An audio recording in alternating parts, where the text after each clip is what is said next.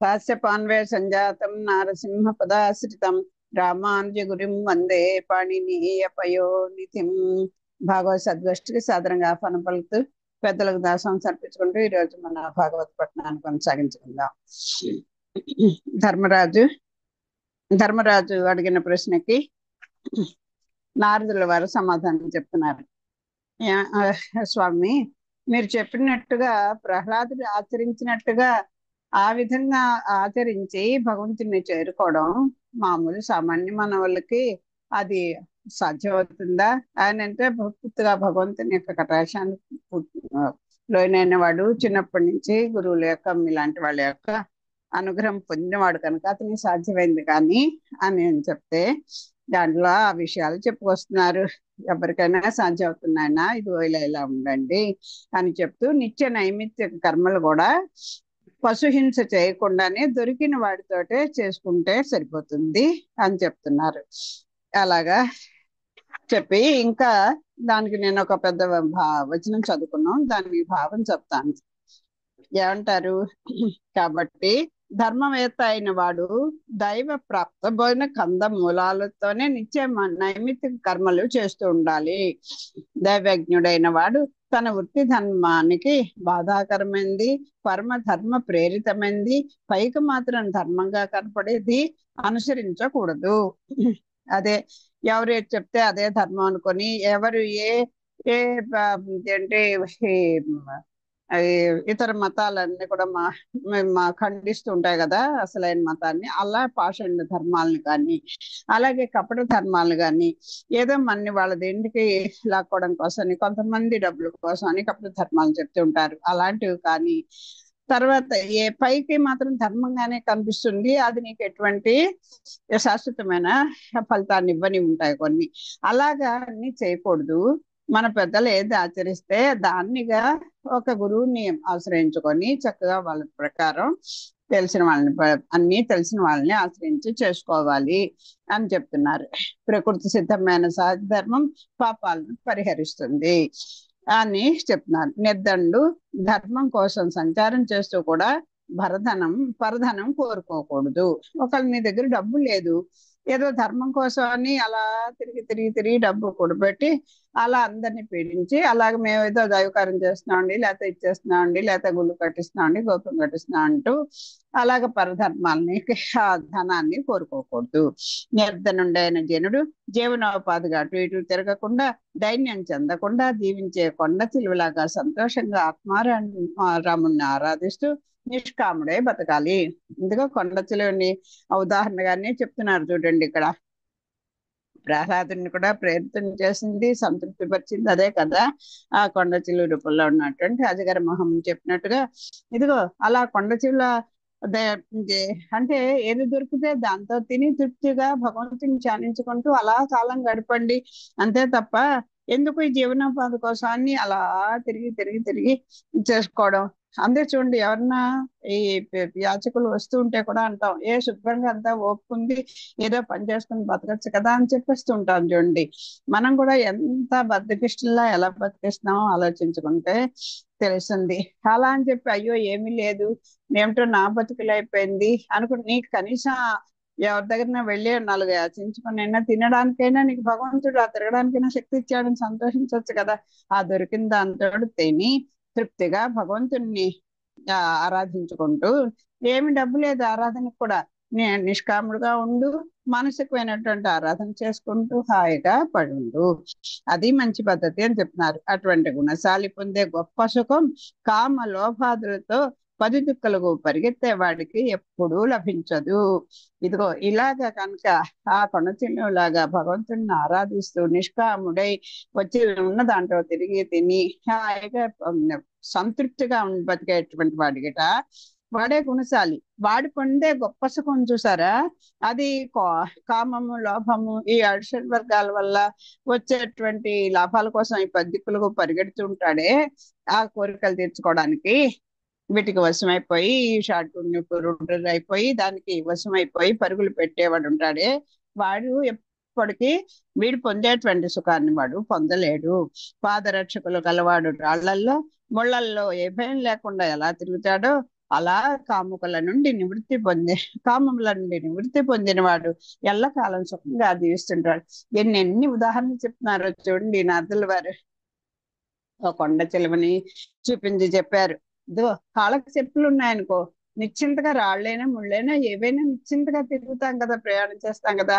అలాగే ఎటువంటి కామము వదిలేసినటువంటి ఆ స్థితిలో కనుక మనం ఉంటే, కామాల నుండి నివృత్తి కనుక పొందినట్టయితే ఎంత కష్టం వచ్చినా ఏది వచ్చినా ఏమీ కోరికలేదు మనకి. అలాంటప్పుడు ఇంకా నువ్వు ఎంత నిశ్చింతగా బతకచ్చు. ఆ కోరిక ఉన్నప్పుడే కదా తెరలేదన్న బాధ. అలాగా ఎల్లకాలం ఈ కామం నుండి నివృత్తి పొందినవాడు ఎల్లకాలం సుఖంగానే ఉంటాడు. స్త్రీ వ్యసనం వల్లను జిహ్వ చాపల్యం వల్లను మానవుడు పెంపుడు కుక్కల్లాగా తిరుగుతూ సంతృప్తి లేక చెడిపోతుంటాడు. చూడండి, ఈ స్త్రీ వ్యసనము జిహ్వ చాపల్యం ఈ రెండు ఉన్నవాడిని ఎలా పోలిస్తున్నారు. దానికి ఎంత తిన్నా ఇది అవదు. మళ్ళీ ఆ నాలుకని బయటపెట్టి ఎవడేడ పెడతాడా అనుకుంటూ ఎక్కే గుమ్మం దిగే గుమ్మం లాగా ఒక సునుకల్లాగా మన బతుకు అలా అయిపోయింది. తృప్తి పడడం మనం ఆ స్త్రీ వ్యసనానికి లోనైన వాడికి తృప్తి తీరదు. ఆ జిహ్వ చాపల్యం ఇది తిన్నాం బాగుందిలే అనుకోడు, ఇంకో రుచి మరగాలి, ఇంకోటి. ఈ నాలుగుకి అదే చెప్తారు పెద్దలు, మన ఇంద్రియాలు గట దేనికి ఆహారం ఎక్కువ వేస్తుంటే అది అలా ఇంకా వృద్ధి పొంది పని చేస్తూ ఉంటుంది. ఇంకా ఇంకా ఇంకా ఇంకా ఇంకా అని కోరుకుంటూ ఉంటుంది. అంచేత మనం ఏది మన ఇబ్బంది పెడుతుంది అనుకుంటే దానికి ఆహారం వేయకూడదు. తగ్గించండి అని చెప్తారు. దేనివల్ల నీకు నీ కోరికలు తీరకుండా ఇంకా నిన్ను పరుగులు పెట్టిస్తోందో దానికి కాస్త ఆహారం వేయడం మానేస్తూ ఉంటే దానికి అది పనిచేయడం తగ్గుతుంటుంది, విరక్తి పుడుతుంది. దానికి కూడా సంతృష్టి లేని విపరీతం విద్య తపో యశో విభవాదులు నిరర్థకాలు. ఎందుకండి, గొప్ప బ్రాహ్మణుడే, ఎంతో పండితుడు, ఉభయ వేదాంతాల్లో ప్రవర్తకుడు, అన్నీ తెలుసు, కానీ ఆయనకి తృప్తి అంటూ లేదనుకోండి. ఎప్పటికింకా ఆయనకి ఈ తపస్సు వల్ల కానీ విద్య వల్ల కానీ దాని వల్ల వచ్చే కీర్తి వల్ల కానీ ఐశ్వర్యం వల్ల కానీ ఎప్పుడైనా సంతృప్తిగా ఉంటాడా?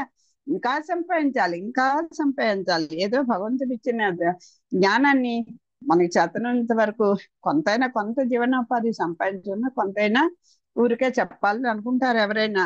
అలా తృప్తి లేని వాడికి, ఆ సంతృష్టి లేని విప్రుడు ఉంటాడు, ఆయనకు కూడా ఇవన్నీ కూడా నిరర్ధకాలే.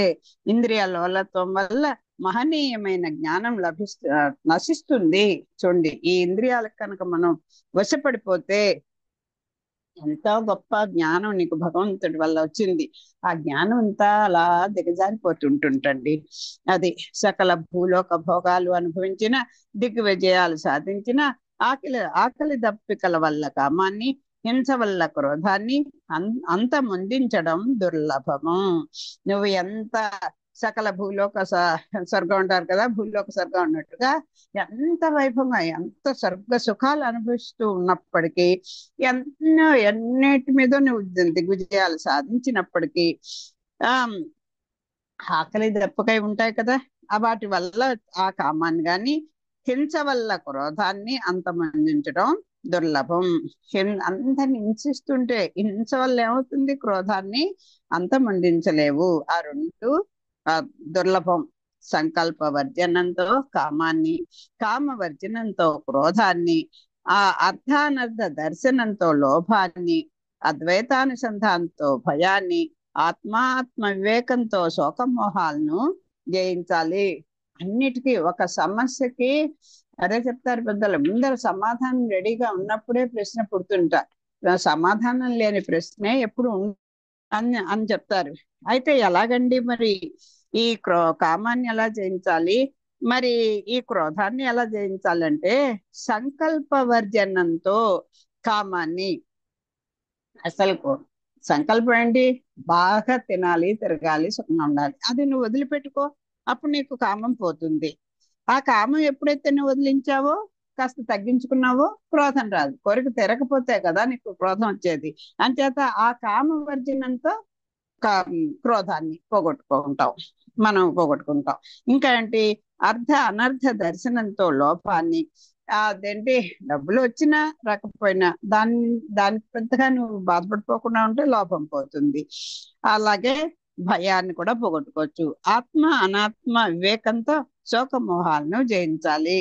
అంటే ఆ ఏది ఆ, శాశ్వతమైనది ఏది కాదు అనేటువంటి కాస్త ఆ వివేకం ఉంటే నీకు శోకమోహాలు కూడా, అంటే ఈ మమకారం, అలాగే మన బిడ్డలకి ఏదైనా కాస్త వచ్చేసరికి శోకము, మళ్ళీ వాళ్ళ మీద మమకారం, ఇవన్నీ కూడా ఏది ఆత్మకి సుఖమైనది ఏది కాంది ఏది అనేటువంటి చిన్న వివేకం కనుక మనకు ఉంటే వాటిని కూడా జయించవచ్చు. సాత్విక జన సేవనంతో కపటాన్ని, అసలు ఆ కలుషపూరితమైనటువంటి ఆ మనసు ఎప్పుడు వస్తుంది? నువ్వు ఎవరితో స్నేహం చేస్తున్నావో దాన్ని బట్టి నీ ప్రవృత్తి కూడా మారుతుంటుంది. అసలే నువ్వు ఏదో అంటారే తోకే తక్కువ అని, అలాంటి బుద్ధి మనది. దానికి తోడు కాస్త ఉసిగొలిపేటువంటి మన చుట్టూ ఉన్న వాళ్ళు కూడా అదే ఉంటారు అనుకోండి, ఇంకా ఎప్పుడవుతుంది?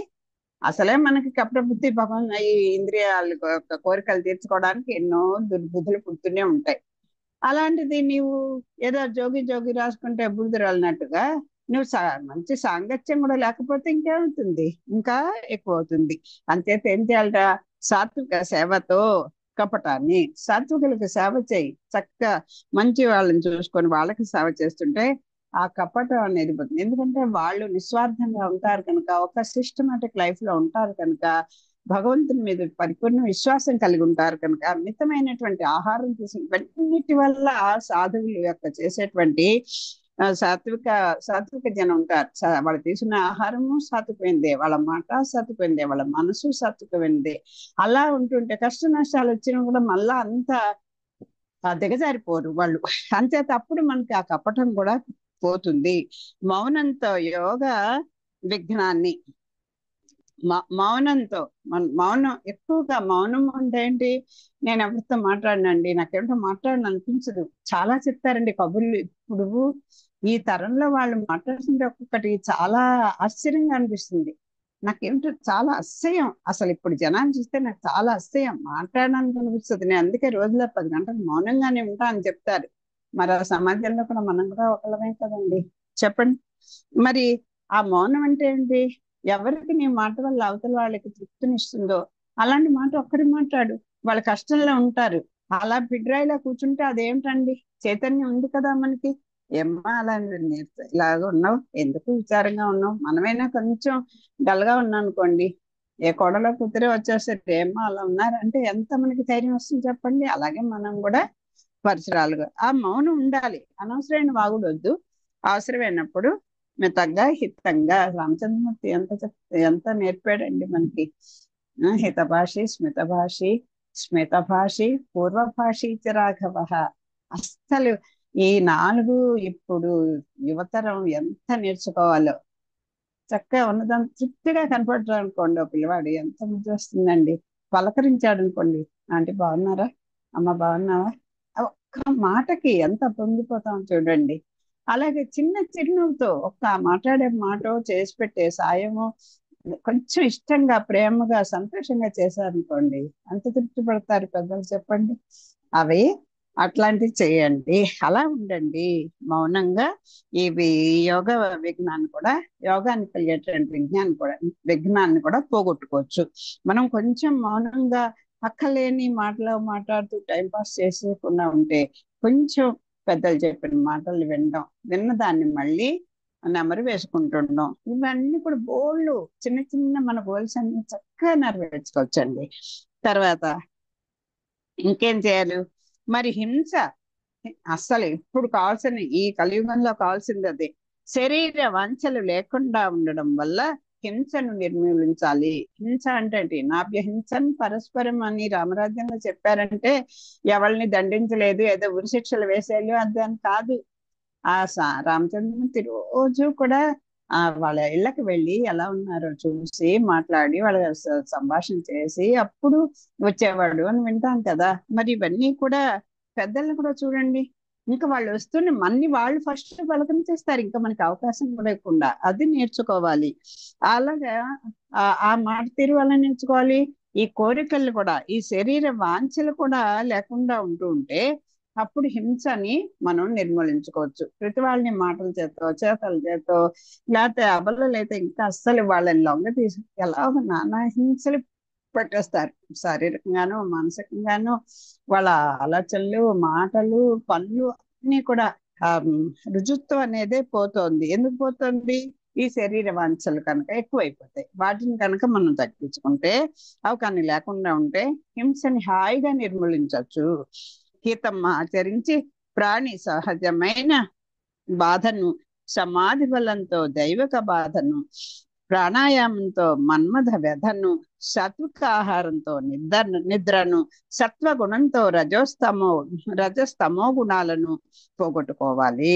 చూడండి ఎంత ఒక్క దానికి అసలు ఎక్కడ సందేహం కలగకుండా ఇది చూడండి, హితం ఆచరించండి. మంచిది ఏది ఉంటే దాన్ని ఆచరించడానికి ప్రయత్నం చేయండి. ప్రాణి సహజమైనటువంటి బాధ, ఏ జీవికైనా బాధ ఉంటుంది కదా.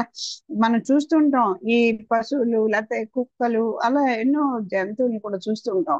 పాపం రక్తం కారిపోతూ అలా ప్రాణం పోతుంది అన్నది పడి ఉంటాయి. మన ఇళ్ళల్లో ఉన్నటువంటి మన పెంపుడు జంతువులకైనా సరే వాటిని కాస్త దగ్గరగా వాటికి సేవలు చేయటం, అలాంటివి చేయటం.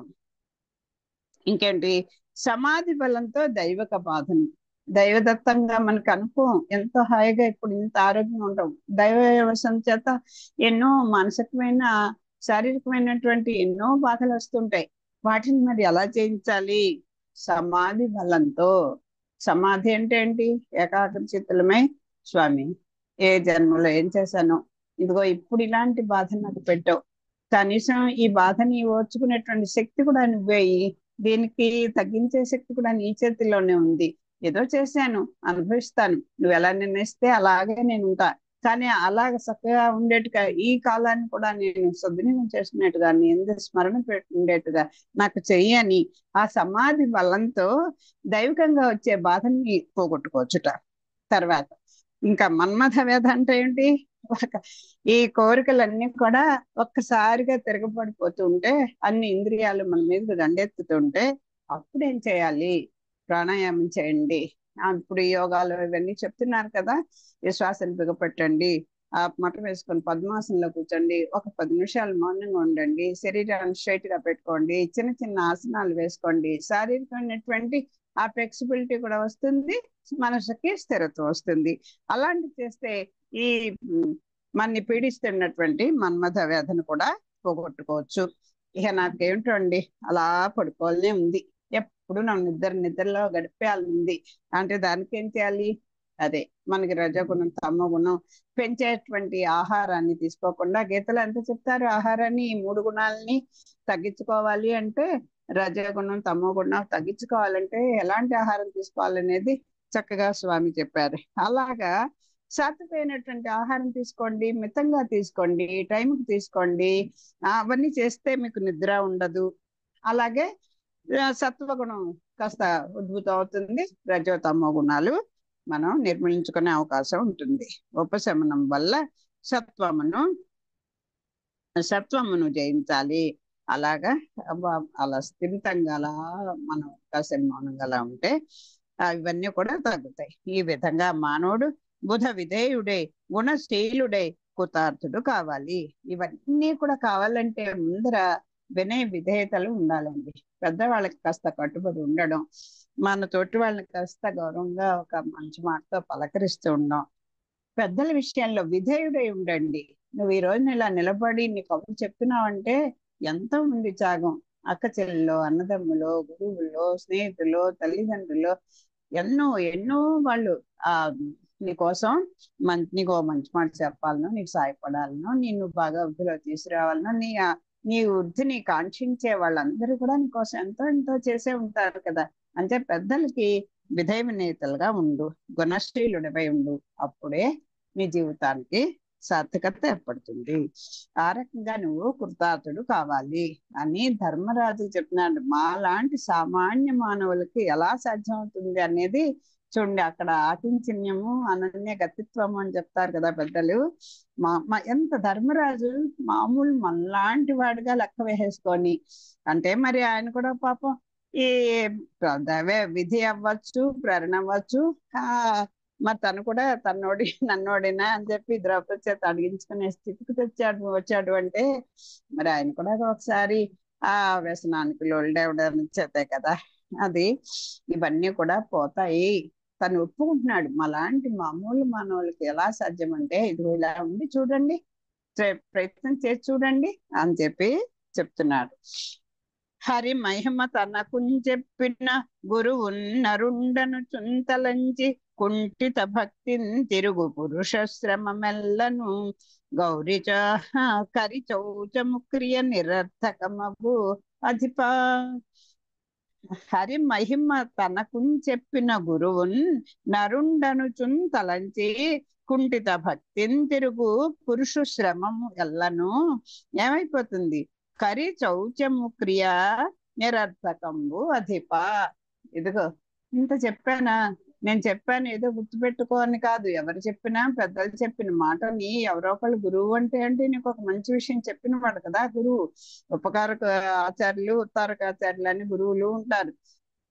ఆ గురువు అంటే మనకు పాఠాలు నేర్పేటువంటి గురువులు అనుకోండి. అలాగే ఏదైనా ఒక మంచి విషయాన్ని చెప్పే వాళ్ళందరూ గురువులు. జ్ఞాన అనుష్ఠానంలో వాళ్ళు ఆచరిస్తూ వాళ్ళ జీవన విధానంలో చక్కగా వాళ్ళు ఈ పైన చెప్పుకున్నటువంటి వాటిల్లో ఆ చక్కగా కట్టుబడి దానికి అలా ఉన్న వాళ్ళు ఆచార్యులు కదా. అలాంటి ఆ గురువు చెప్పింది కూడా మంచి మాటే. నీవు ఉన్నవరే నువ్వు పక్కదారిలో నీ బుద్ధిని మళ్ళిస్తున్నావు, అది మంచిది కాదు నాయన అని చెప్పినటువంటి గురువుల మాటల్ని ఏమనుకుంటారు? చెప్తాళ్లే ఆయన మళ్ళాంటి మనిషే కదా అని ఎప్పుడైతే మన దృష్టి కనుక ఆ వైపు మళ్ళిందో అది వృధా శ్రమ అండి. ఇంకా చెప్పారు నారదుల వారు. ఇవన్నీ నాకు తెలుసులేండి అనేసాడు అనుకోండి ధర్మరాజు, ఏమవుతుంది? కరిస్నానంలా అయిపోతుంది అని చెప్తున్నారు. ఏనుగు ఏం చేస్తుంది? స్నానం అంట ఏనుగు చేసినట్టు చేయాలట. రైటే. ఆ తోముతుంది ఆ తొండంతో ఎంతసేపు స్నానం చేస్తుందో చేస్తుంది. ఏమిటి ఉపయోగం? వచ్చేసి ఒడ్డుకి రాగానే మళ్ళీ ఇసుకంతా ఆ తొండంతో తీసుకొని మొత్తం ఒళ్ళంతా ఇసుక పోసేసుకుంటుంది. అది వేస్ట్ కదా. అలా ఉండకూడదు. కరి స్నానం లాగా అయిపోతుంది, నిరర్థకమే కదా, వేస్ట్ అయిపోతుంది అని చెప్తున్నారు. తనకు శ్రీహరి మహిమ చెప్పే గురువును సామాన్యుడని తలచినట్లయితే ఆ శిష్యుని శ్రమ గజ స్నానం వల్లే నిరర్థకము. ఏనుగు నదిలో స్నానం చేసి ఒడ్డుకు రావడంతో దుమ్ము జల్లుకుంటుంది. అలాగే ఉత్తమ గురువుపై గౌరవ భావం లేకపోతే అతని శ్రమ వ్యర్థమైపోతుంది. తన చేత ఆ గురువు గారి యందు విశ్వాసము, ఆ ఓర్పు, ఆ స్థితి ప్రజ్ఞత మనం సభ నుంచి నేర్చుకోవచ్చు కదా. ఎంత ఆ గురువు ఒక మాటతోటే ఆవిడ రామచంద్రుని వాళ్ళు వచ్చే వరకు రామలక్ష్మణుల దర్శనం కోసం అలా వెయిట్ చేసింది పాపం. అది చెప్తున్నారు. మనం ఇందాక చెప్తున్నాను కదా, ఉత్తారకాచార్యులు అంటే మనకి సమాస్నానాలు చేస్తారు, శంఖ చక్రాలు వేయడం అంటారు కదా. అందరికి నుంచి తెలిసిన విషయం ఇప్పుడు అన్ని వర్గాల వరకు కూడా. అలా శంఖ చక్రాలు ఎవరి చేత అయితే సమాస్నానాలు మనం పొందుతామో వారు ఉత్తారకాచార్యులు. ఉత్తారకుడు అంటే ఏంటి? ఉద్ధరించేవాడు. మన్ని భగవంతుడు నాకు భగవంతుడు అండి నేను పిలిస్తే పలుకుతాడండి అంటే అక్కడ ఏమి మనకి ఆయన దగ్గరికి వెళ్ళడానికి మనకి దారే ఉండదు. గురువు ద్వారా మనం వెళ్లాల్సిందే. దీనికి మనకి పెద్దల వృత్తాంతం కూడా చెప్తారు. తాండవ కృష్ణమాచార్యులని సింహాచల్లో స్వామి సింహాద్రినాథుడిని రోజు స్తోత్రం చేస్తూ గానం చేస్తూ ఉండేవారు. ఆయన గానాన్ని మురిసిపోయి సింహాద్రినాథుడు నాట్యం చేస్తాడు అని చెప్పుకునేవాళ్ళు. అలా చేస్తుంటే స్వామి ఇంకా నేను పెద్దవాడిని అయిపోయి నాకు కొంచెం మోక్షాన్ని ప్రార్థించమని కోరితే మోక్షం ఇవ్వడానికి నేనెవడనాయా, నాకే దిక్కులేదు, ఉభయ విభూతి నాయకుడుగా రామాంజలి ఎప్పుడో చేసేసాను చేత నువ్వు అంచేత అది ఊరికే చెప్తున్నాను అంటే ఊరికేని కాదు. అంచేత ఒక ఆచార్యుడి ద్వారానే నువ్వు రావాలి. రామానుజుడు వచ్చే వరకు వెయిట్ చెయ్యి. ఆయన వచ్చేదంటే అదేంటయ్యా నేను రోజు పాడుతుంటే నువ్వు హాయిగా డాన్సులు కూడా చేసావు, ఇదేంటంటే నువ్వు పాడావు నేను ఆడాను అంతేనైనా, మోక్షం ఇవ్వడానికి నాకేమీ శక్తి లేదు, రామానుజులు ఆశ్రయించు, ఆయన వచ్చే వరకు ఉండాల్సిందే అన్నారు. అంటే అప్పుడు రామానుజులు కొన్ని సంవత్సరాలు నాకు ఆ కథలన్నీ తెలియదు కానీ పెద్దల ద్వారా విన్నమాట ఇది. వారు వచ్చాక సాష్టాంగ అహం దాసహ, నేను దాసుణ్ణి అని దాసహం పెట్టడంలో అర్థం ఏంటండి? కళ్ళెగరేడాలు, చెయ్యిలా అనడం, లేకపోతే ఇలా అనడం, హలో అనడం, ఇలాంటివన్నీ చేయకండి. ఒక్కసారి మనం శారీరకంగా కూడా చూసుకోండి. మన అవయవాలన్నీ ఆ 8 అంగాలు కూడా నేలను చక్కగా ఉండి, ఆడవాళ్ళు ఎలా దాసం పెట్టాలి, మగవాళ్ళు ఎలా దాసం పెట్టాలి, ఎంత ప్రతి చిన్న దీనికి కూడా ఒక పద్ధతి అంటూ ఏర్పరిచారండి. మన మన సిస్టమ్ ఎంత దేనికి అబ్బా అదేలాగా ఇదేలాగా నాకెవరు చెప్తాడు అనుకోకండి. నిర్భరంగా ఉన్నాయి ఇప్పుడు. అది మనం అందుబాటులోకి వచ్చాయి. ఇప్పుడు పూర్వం అయితే గ్రంథాలు లేవు, కొనుక్కోవడానికి పుస్తకాలు లేవు, ఈ టెక్నాలజీ లేదు, చెప్పే గురువులు లేరు. ఇప్పుడు అందరు గురువులు ఎక్కువయ్యారు, టెక్నాలజీ చేతిలోకి వచ్చింది, ఎన్నో గ్రంథాలు మా అందుబాటులోకి వచ్చాయి. అవన్నీ కొనుక్కునేటువంటి ఆ మనకి శక్తి కూడా భగవంతుడు ఇచ్చాడు. అన్ని ఉండి కూడా మనం ఏం చేస్తున్నాం? కేవలం బద్ధకం, కేవలం బద్ధకంతో జీవితాన్ని వృధా చేసుకుంటున్నాం మనం. అదే చెప్తున్నారు. వాళ్ళు ఉత్తారకాచారులు, అలాగే మనకు సమాసనాలు చేస్తారు. ఇంకొక వాళ్ళు ఎవరు? ఉపకారకాచారులు. వీళ్ళు ఒక్కొక్క గ్రంథం ఒక్కొక్కరి దగ్గర చెప్పుకుంటాం. మన తల్లిదండ్రులు కూడా మనకు ఉపకారకాచారులే కదా. వాళ్ళు చక్కగా ఎన్నో చిన్నప్పటి నుంచి బువ్వ కలిపి పెడుతున్నప్పటి నుంచి ఆ తల్లి తండ్రి అందరూ మన కోసం అలా మనమే ప్రపంచం అన్నట్టు బతికేస్తారు కదండి. ఏమీ ఆశించారు అసలు. అలాంటిది మనం వాళ్ళు పెద్దవాళ్ళు ఒక్క మాట, ఒక్క నిమిషం వాళ్ళు పలకరించి, అమ్మ వెళ్ళేస్తాను, నాన్నగారు వెళ్ళేస్తాను, ఆఫీసుకి పెడుతూ చెప్పండి, ఆ ముసలి వాళ్ళకి ఎంత పొంగిపోతారు.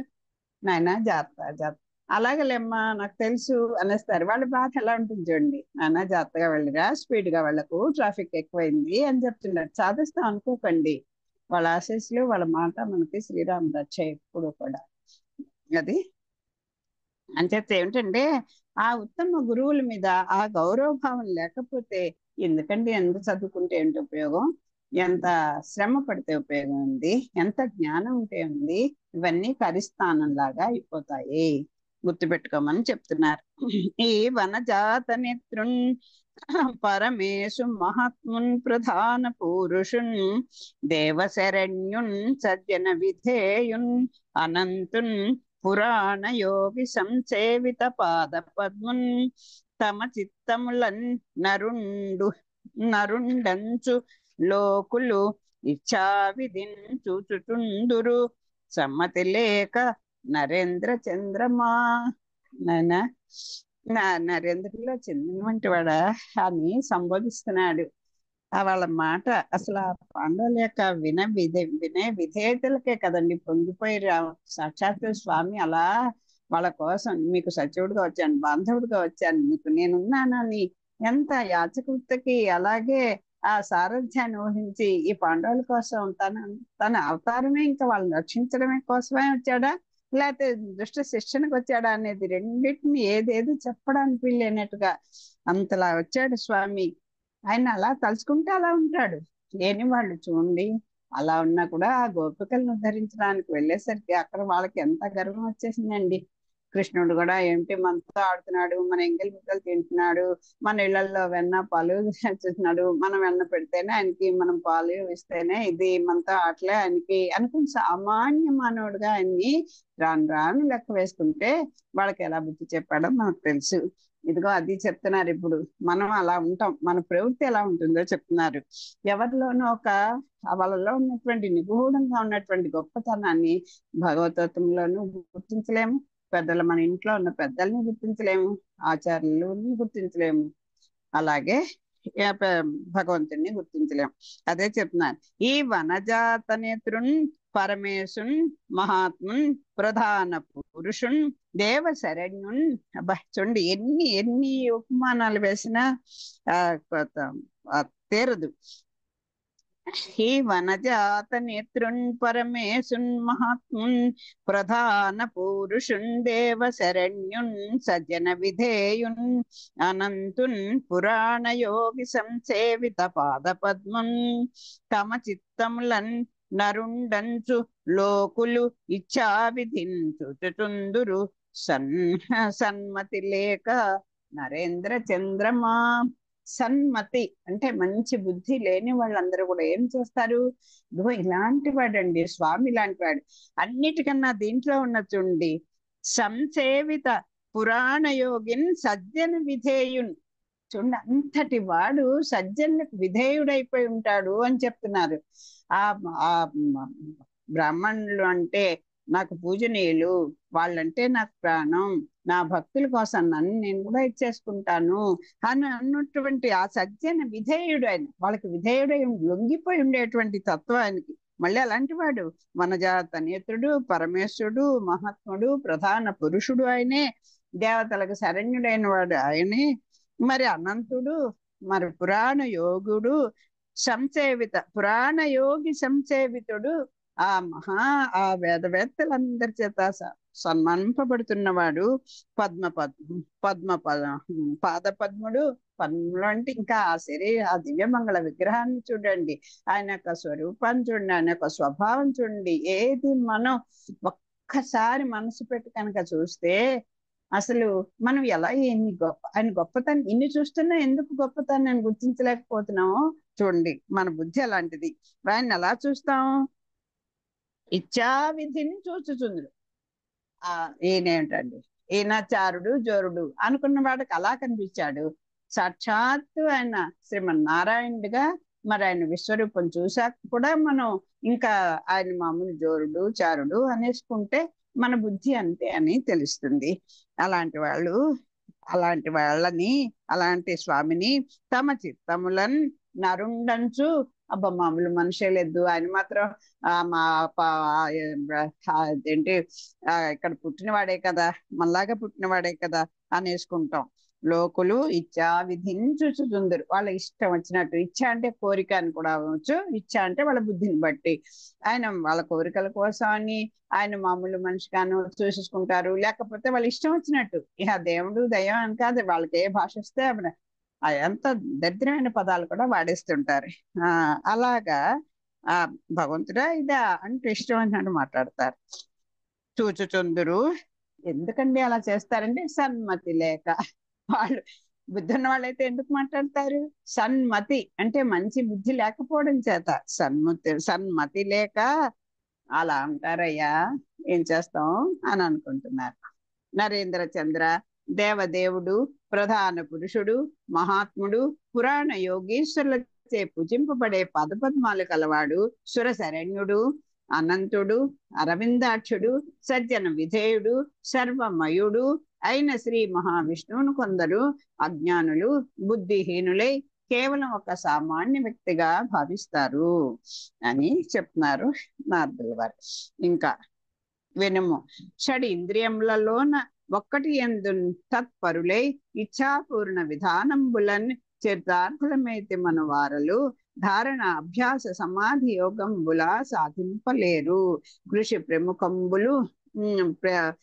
ప్రముఖంబులు సంసార సాధనంబులు గాని మోక్ష సాధనంబులు కావు.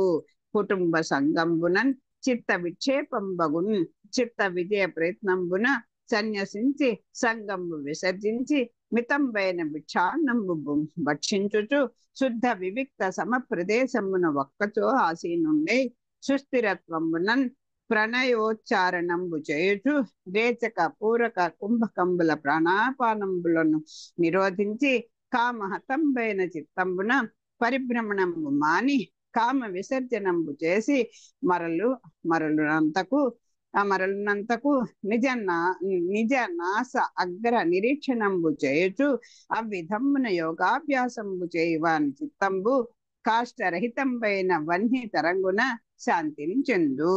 కామాదుల చేత వేధింపబడక ప్రశాంత సమస్త ఉత్తంపైన చిత్తంబు బ్రహ్మసుఖ సమ్మర్శనంబున లీనంబై మరయు ఎగయ నేరదు. ఇంకా ఈ శరీరాన్ని ఎలా కంట్రోల్ చేసుకోవాలి? మనకెన్నో ఇంపాక్ట్ క్లాసులు కూడా ఉంటున్నాయి కదా, చాలా. మనం యూట్యూబ్ తెచ్చామంటే ఇలాంటివన్నీ బోల్డ్. వాళ్ళు టెన్షన్స్ లేకుండా అలా ఉండాలి, లేకపోతే శరీరం మాకు లొంగట్లేండి, ఇలా బాధపడుతున్నాం అలా బాధపడుతున్నాం అని చెప్పేవాళ్ళు ఎన్నో రకాలుగా. ముఖ్యంగా ఈ యోగాభ్యాసానికి ఎక్కువగా ప్రిఫరెన్స్ ఇస్తున్నారు ఇప్పుడు అందరూ కూడా.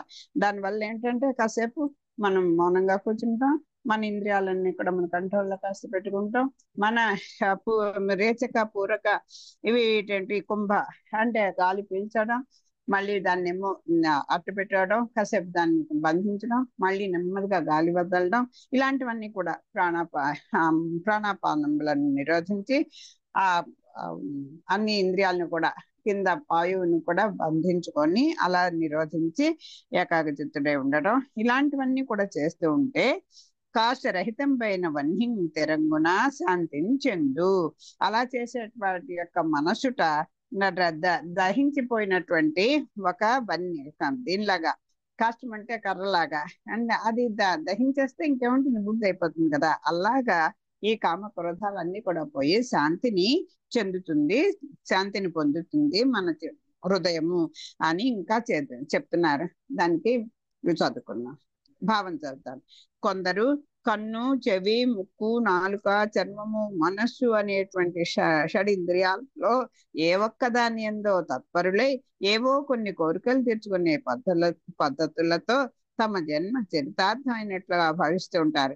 ఇంకొక రకం వాళ్ళని చెప్తున్నారు, ఈ ఇంద్రియాలు ఈ కంట్రోల్ చేసుకోవడం. అబ్బే నాకు అసలు తిండి మీద దృష్టి ఉండదండి, నేను అన్ని కంట్రోల్ చేసుకుంటాను, నేను ఏది పడితే అది ఎప్పుడు పడితే అప్పుడు తినను అంటారు ఒకళ్ళు. నేను ఏది పడితే అది విననండి అంటాడు ఒకడు.